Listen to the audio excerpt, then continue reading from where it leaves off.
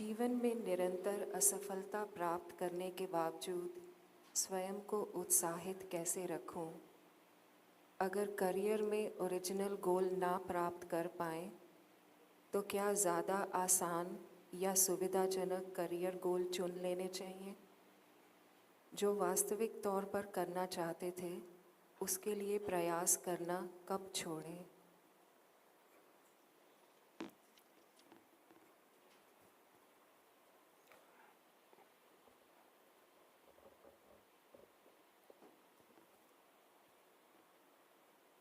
ये स्वाभाविक है कि बार बार निष्फलता आने पर हमारा जो जोश होता है, जीवन में जो रस होता है, वो खत्म हो जाता है। उसके लिए तो ईश्वर पर पूरी श्रद्धा लगा दो, कुछ नुकसान नहीं होगा। श्रद्धा इन्वेस्ट करो ईश्वर में, ईश्वर प्रणिधान जो भी हालत में रखे वही हालत में, और साथ साथ अपनी कोशिश जारी रखें। खास करके जिंदगी में सब कुछ मिल जाता है, फिर भी कुछ न कुछ तो रह ही जाता है।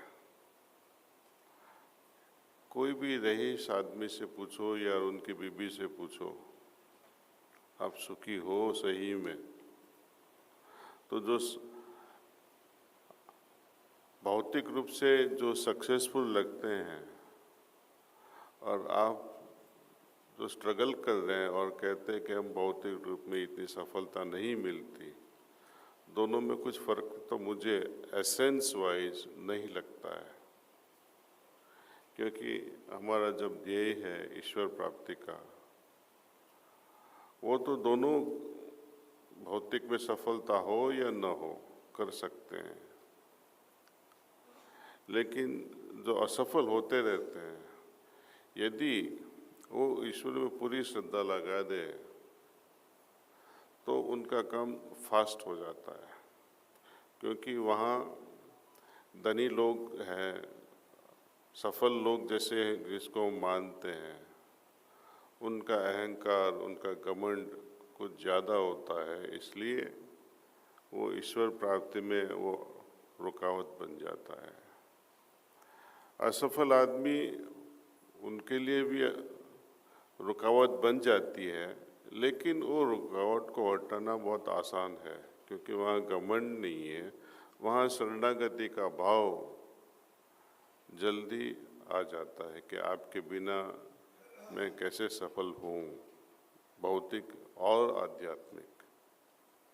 तो ये ईश्वर प्रणिधान कहो या शरणागति कहो, जिसके पास कुछ नहीं है वो जल्दी प्राप्त कर सकता है।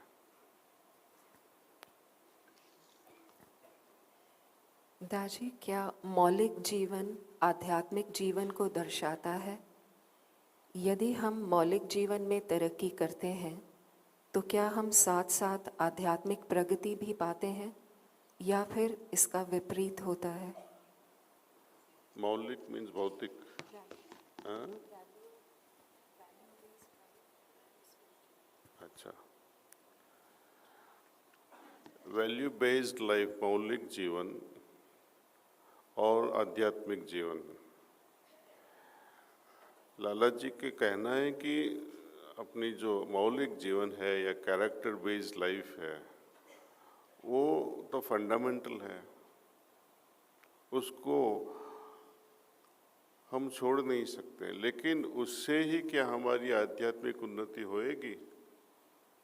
सिर्फ उससे नहीं होगी। आध्यात्मिकता के लिए साथ साथ अपनी तपस्या भी करनी पड़ेगी, और ऑर्डिनरी नहीं। कल बच्चों से युवा लोग मेरे साथ डिनर कर रहे थे, तो मैंने पूछा संडे सत्संग जाते हो? नहीं जाते, और बड़े खुशी से बोलते हैं, हंसते हंसते बोलते हैं। एक दिन तो सोना पड़ेगा कि 6 दिन काम करते हैं, एक दिन 10 बजे तक हम सोते हैं, और बड़े गर्व से बताते हैं, तो कैसे प्राप्त करेंगे ये ध्येय? समझ पाना,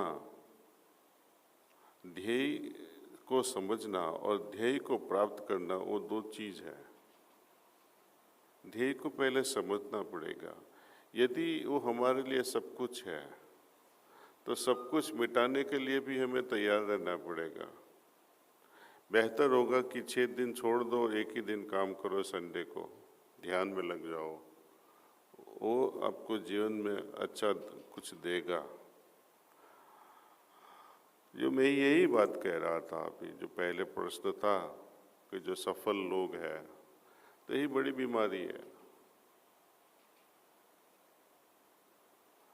इतना इंटरेस्ट नहीं आता है इन लोगों में। सब कुछ है, क्या चाहिए, क्यों चाहिए, जब मन लगेगा तब करेंगे, मन नहीं लगेगा तब नहीं करेंगे। जब ऊपर से तमाच पड़ेगी ना, तब ईश्वर याद आएगा। लोगों को तमाच पड़ती है, मुसीबत भी होती है, फिर भी हम अकल नहीं आती है। बाबूजी महाराज का सूरत में 1983 का मैसेज है, बहुत फेमस है।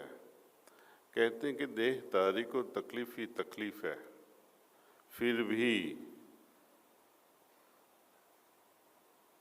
उनका मन उस तरफ नहीं जाता है। दोनों साइड से, सुख में भी उस साइड नहीं जाता है, डूबे रहते हैं, दुख में भी नहीं जाता है, दुख के अंदर ही आप सोचते रहते हो ये कब जाएगा, ये कब जाएगा, और जिंदगी वैसे ही निकल जाएगी।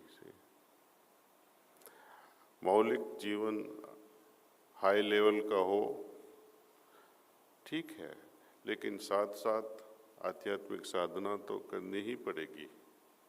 ध्येय को समझना पड़ेगा।